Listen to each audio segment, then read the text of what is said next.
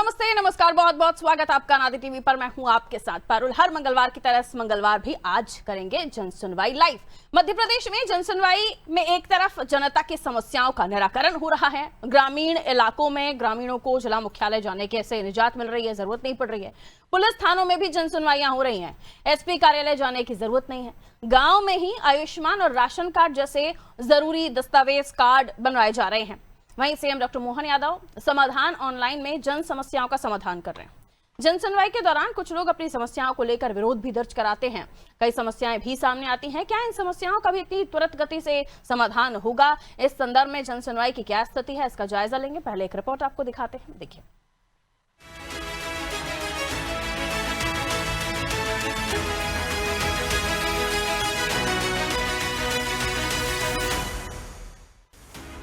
मध्य प्रदेश में जन सुनवाई के दौरान हजारों समस्याओं का समाधान किया गया है। ग्रामीण और शहरी क्षेत्र में आम जनता को राहत मिली है और सरकारी दफ्तरों के चक्कर काटने की मजबूरी खत्म हो गई है। एक तरफ जन सुनवाई में नवाचार भी हो रहे हैं, दूसरी तरफ कई नए मामले भी सामने आ रहे हैं और एक्शन भी लिया जा रहा है। कुछ दिन पहले कलेक्टर कमिश्नर कॉन्फ्रेंस में मध्य प्रदेश के मुख्यमंत्री डॉक्टर मोहन यादव ने स्पष्ट कहा है कि जन सुनवाई में आने वाली समस्याओं को त्वरित और प्रभावी तरीके से निपटाया जाए। जन सुनवाई में कोई भी लापरवाही बर्दाश्त नहीं की जाएगी। सीएम की इसी भावना के अनुरूप जन सुनवाई में समस्याओं का निराकरण किया जा रहा है और जनता अपनी समस्याएं लेकर सामने आ रही है। मध्य प्रदेश के छतरपुर जिले में जन सुनवाई के दौरान अपने वरिष्ठ सहयोगियों की मौजूदगी में कथित तौर पर हंसने के लिए एक सरकारी अधिकारी को कारण बताओ नोटिस मिला है। वहीं अनूपपुर में जिला स्तरीय जन सुनवाई में अपर कलेक्टर ने 30 आवेदनों पर सुनवाई के दौरान हर एक आवेदकों से बात की और संबंधित विभागों के अधिकारियों को प्राप्त शिकायतों का प्राथमिकता के आधार पर समय सीमा में निराकरण करने के निर्देश दिए। उन्होंने अधिकारियों से आवेदनों पर गंभीरता से कार्रवाई सुनिश्चित करने को कहा।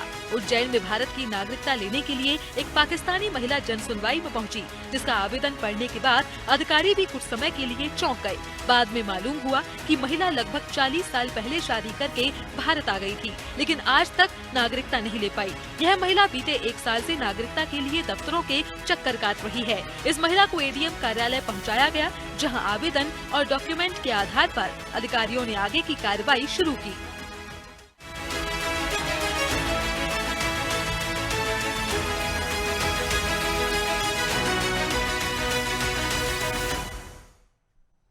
तो प्रदेश में हर मंगलवार को होने वाली जन सुनवाई के क्या है हाल, ये जानने की कोशिश करेंगे। कई सारी समस्याएं हैं, कई लोग दस्तावेजों को लेकर आ रहे हैं, कई लोग प्रॉपर्टी डिस्प्यूट को लेकर आ रहे हैं। अभी हाल ही का जो मामला आप सुन रहे थे, उसमें एक महिला 40 साल पहले यहाँ भारत में आकर शादी करती है, पाकिस्तानी होती है, लेकिन यहाँ नागरिकता के लिए भटक रही होती है।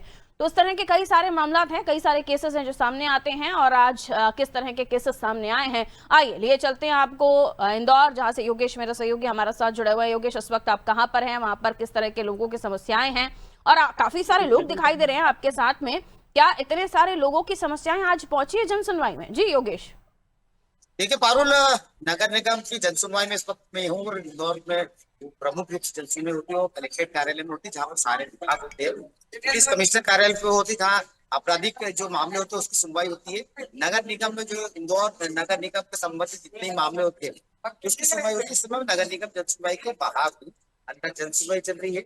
और इस वक्त जहाँ मैं खड़ा हूँ वो जो कावेरी परिसर, एक जो आवासीय परियोजना बन रही है प्रधानमंत्री आवास योजना की, उसके सब रहवासी है। शिकायत जो है वो प्रमुख रूप से एक ही है, भ्रष्टाचार आने की। जिस तरह से नगर निगम महापौर और नगर निगम के अधिकारी जिस तरह से भ्रष्टाचार को लेकर संजीदा है, लेकिन भ्रष्टाचार रुकने का नाम नहीं ले रहा हो रहा है।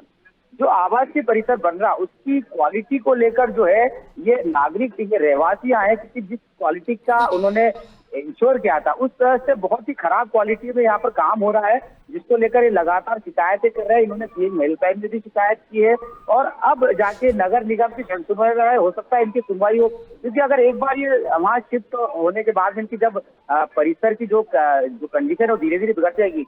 आपको ध्यान होगा कि इंदौर का बहुत बड़ा प्रोजेक्ट है लाइट हाउस परियोजना, जो कि प्रधानमंत्री का ड्रीम प्रोजेक्ट है, जिसमें अंतर्राष्ट्रीय स्तर की कई टेक्नोलॉजी को यूज किया गया। लेकिन आज उसकी स्थिति क्या है ये सबको पता है और आज लोग वहाँ के परेशान हैं। कई बार उसका मेंटेनेंस के नाम पर, कई बार रखरखाव के नाम पर उसका पेशवर्क भी किया गया, लेकिन अभी स्थिति खराब क्या है एक्चुअल में कंडीशन और क्या हालांकि हम जानते हैं इन रहवासियों की जुबानी आखिर में क्या दिक्कत आ रही है। आपका नाम क्या है? मैं नंदलाल यादव। नल्ला जी, ये बताइए कि आप लोग इतने सारे लोग बड़ी संख्या में अभी तो आधे अंदर है, क्या समस्या है कि जन सुनवाई में आना पड़ रहा है और कितनी बार इस तरह की शिकायत लेकर आप अधिकारियों और जनप्रतिनिधि बीच गए हैं? सबसे बड़ी बात तो ये हमारा है कि नगर निगम टीएमसी में जो जो चीजें अप्रूवल किया गया है, जिससे इनको भोपाल में भी इसका अप्रूवल मिला है कि आपको गार्डन देना है, अच्छी व्यवस्थाएं देना है। ये देखिए, मैं आपको दिखाना चाहूंगा, इसमें वो सारी चीजें लिखी पड़ी है कि आपको ये सुविधा मिलेगी। लेकिन सुविधा के नाम पे अगर बताया जाए तो एक नगर निगम पे भी हंसी आती है कि ऐसे कॉन्ट्रैक्टर को, ऐसे ठेकेदारों को दिया जाता है जिससे कि अभी तक वहाँ पे 6 महीना भी नहीं रहे हुआ है। जो वहाँ की टाइल्स, ड्रेनेज लाइन, सारी व्यवस्थाएं जितनी छोटी छोटी होती है वो सब खराब हो चुकी है और अभी से लोगों की परेशानियां चालू हो गई है, जो कि नगर निगम ने 2 साल का बंद बनाया है कि 2 साल मेंटेनेंस स्वयं देखेंगे। तो अभी 6 महीने में ये स्थिति हो गई है कि मेंटेनेंस वाले ही भग जाते हैं। क्या कितने में आपने प्रोजेक्ट में फ्लैट अपना परचेज किया था और कितना अभी कंडीशन क्या है वर्तमान में? लोगों ने 19 लाख रुपए में अपना नगर निगम को कमिश्नर के उसमें पैसा डाला है और साथ में रजिस्ट्री का पैसा अलग लगा हुआ है। इसके अलावा ये मुद्दा तो था ही सही, लेकिन साथ में जो नगर निगम ने अपने टीएमसी में गार्डन बगीचे को लेकर, कम्युनिटी हॉल को लेकर और जनरेटर, एक बहुत बड़ा मुद्दा है कि 8 महीना हो गया है रहवासियों को, जो कि 6 लिफ्ट है, 3 बिल्डिंग है, 6 लिफ्ट है।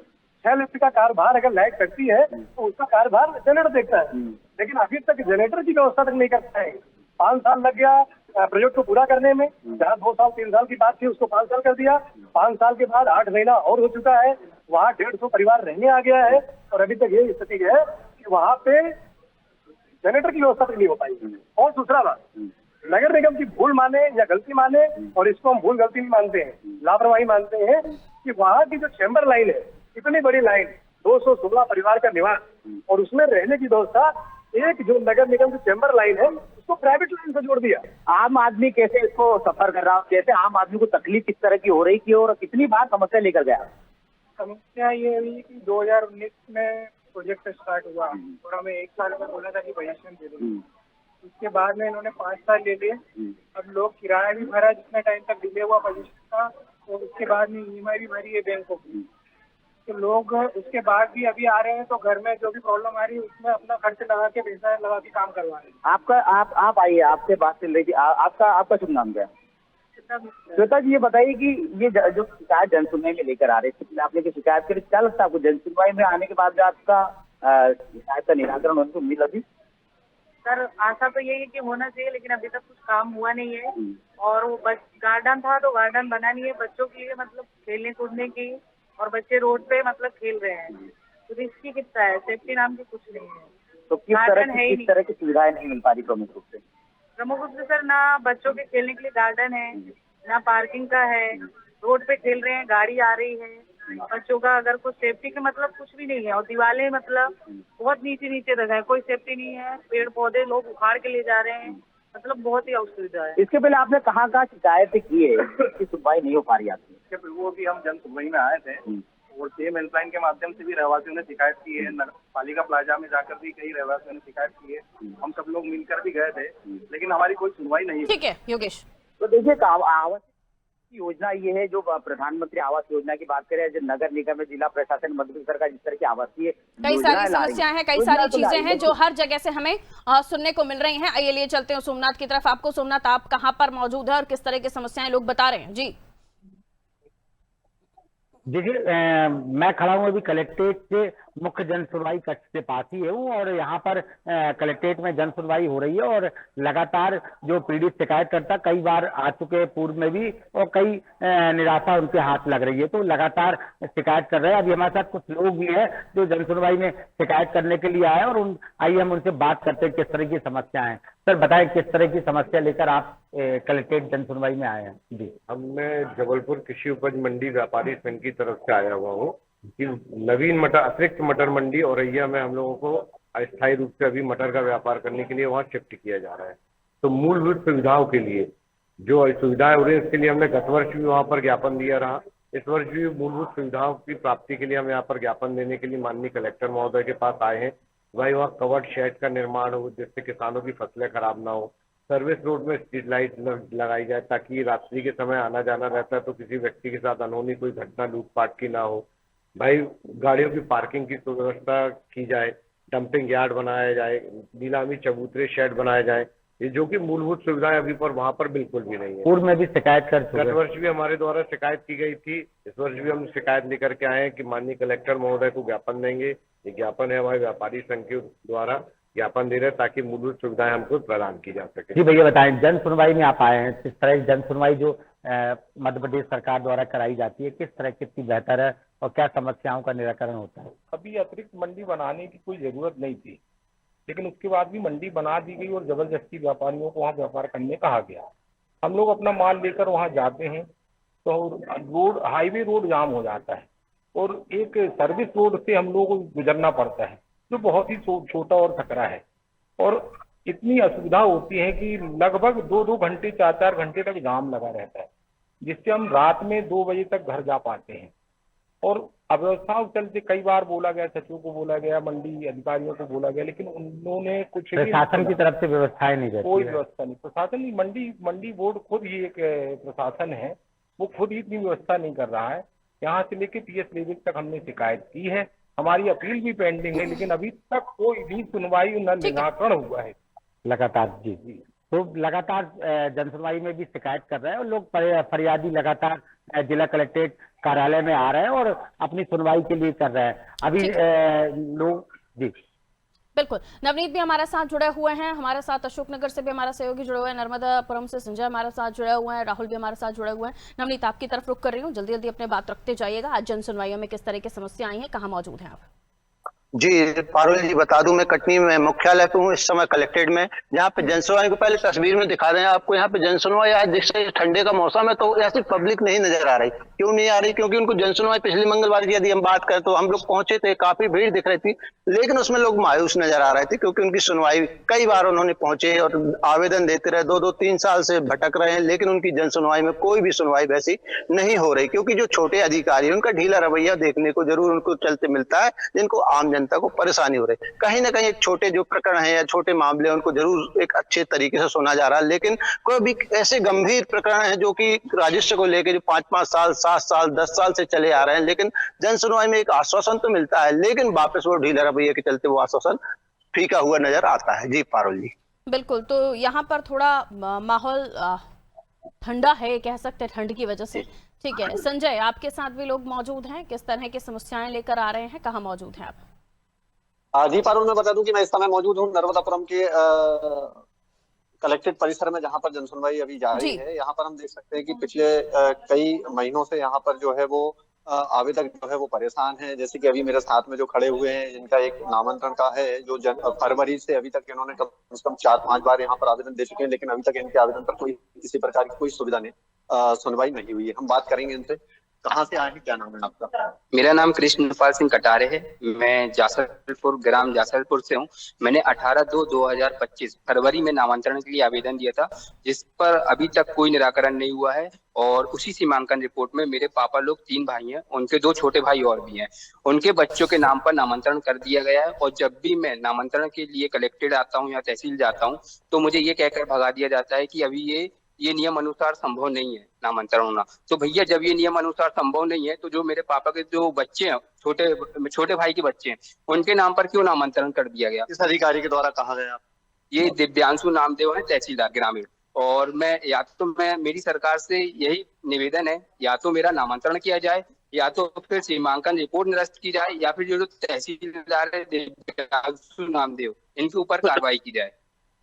जी पर मैं बता दूं कि लगातार कुछ महीनों से यही देखा जा रहा है, और पहले भी हमारे द्वारा ये जानकारी दी गई है कि जो छोटे जो अधिकारी जो नर्मदापुरम कलेक्टर है, उनके द्वारा छोटे जो अधिकारी हैं, तहसीलदार हैं, एसडीएम है, पटवारी है, उनको लगातार समझाई दी जाती है कि आवेदक के आवेदन पर निराकरण किया जाए। लेकिन कहीं ना कहीं जो नीचे बैठे अधिकारी हैं, तहसीलदार, जो वर्ग के जो अधिकारी हैं, पटवारी हैं, उनके द्वारा लगातार ये लापरवाही की जाती है, और जहाँ इसका भुगतान जो है वो आवेदक को भुगतना पड़ता है। ठीक है राहुल, बताइए क्या है आपके पास जो मौजूद है उनकी समस्याएं और क्या निराकरण हो रहा है जन सुनवाइयों में। हम हर हफ्ते लगातार कवर करने की कोशिश करते हैं और मैं अपने दर्शकों से अपील करूंगी, हर जगह पर हमारे रिपोर्टर्स मौजूद होते हैं जो आपकी समस्याएं मीडिया के माध्यम से, हमारे प्लेटफॉर्म के माध्यम से सरकार तक पहुंचाने की भी कोशिश करते हैं, ताकि सरकार को भी पता चले, प्रशासन को भी पता चले कि जिस जन सुनवाई से हमें इतनी उम्मीदें हैं वो जन सुनवाई धरातल पर कितनी काम कर रही है। जी राहुल, ओवर टू यू।